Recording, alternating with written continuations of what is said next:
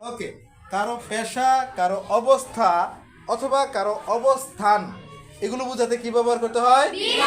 কি ব্যবহার করতে হয়? বিভার কোনগুলো? M is R.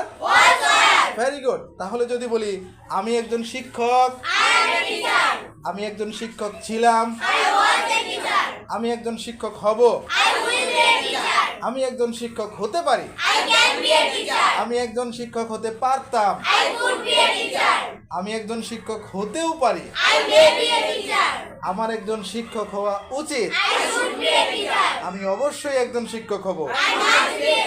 Very good. আবার যদি বলি তুমি একজন ছাত্র, তুমি একজন ছাত্র, তুমি একজন ছাত্র ছিলে, তুমি একজন ছাত্র হবে, তুমি একজন ছাত্র হতে পারো, তুমি একজন ছাত্র হতে পারতে, তুমি একজন ছাত্র হতেও পারো, তোমার একজন ছাত্র হওয়া উচিত, তুমি অবশ্যই একজন ছাত্র হবে।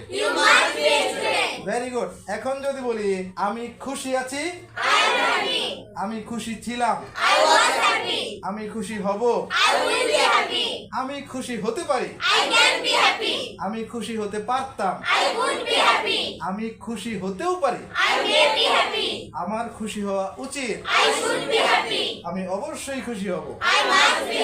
Very good. এখন যদি বলি আমি সিলেটে আছি, আমি সিলেটে ছিলাম, আমি সিলেটে থাকবো, আমি সিলেটে থাকতে পারি, আমি সিলেটে থাকতেও পারি, আমার সিলেটে থাকা উচিত, আমি অবশ্যই সিলেটে থাকবো।